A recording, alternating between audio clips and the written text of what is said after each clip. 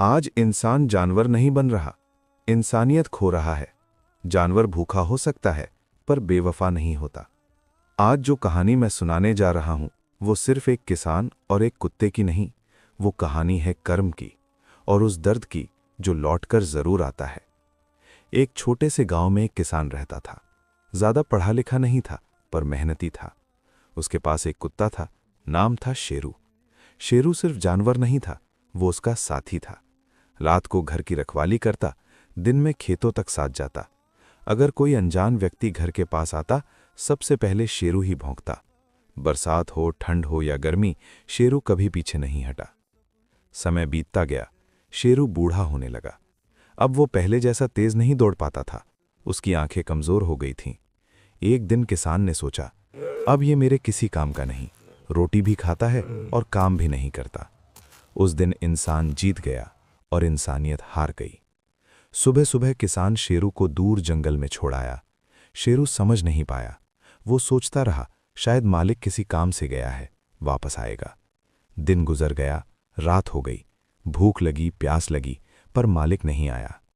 3 दिन, 4 दिन, शेरू कमजोर पड़ गया।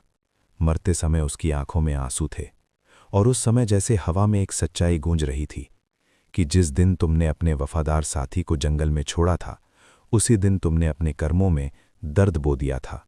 और शेरू ने आखिरी सांस ले ली। कुछ साल बाद किसान के घर बेटा हुआ। घर में खुशियां लौट आईं, लेकिन अचानक वो बच्चा गंभीर बीमार पड़ गया। डॉक्टर, दवाइयां, शहर के अस्पताल, सब कुछ किया गया, पर बीमारी कम नहीं हुई। किसान टूट गया। वो एक साधु के पास गया। साधु ने आंखें बंद करके कहा, ये सजा नहीं, ये तेरे कर्मों की परछाई है। जिसे तूने बेकार समझकर छोड़ दिया, उसकी तड़प तेरे जीवन में लौट आई है। किसान रो पड़ा। अब क्या करूं? किसान ने पूछा। साधु बोले, निस्वार्थ सेवा ही प्रायश्चित है। हर जीव में भगवान को देखो, जिसे कमजोर समझो उसे सहारा दो। उस दिन के बाद किसान बदल गया। उसने गांव के जानवरों की सेवा शुरू की, भूखे कुत्तों को रोटी देने लगा, घायल गायों का इलाज कराने लगा, पक्षियों के लिए पानी रखने लगा। धीरे धीरे उसके बेटे की हालत सुधरने लगी। किसान समझ गया, कर्म कभी खाली नहीं जाते। जानवर बोल नहीं सकते, पर महसूस करते हैं। याद रखना, अगर कोई तुम्हारे लिए खड़ा रहा है, तो उसके बूढ़े होने पर उसे मत छोड़ना, क्योंकि भगवान देर करते हैं, पर हिसाब जरूर लेते हैं।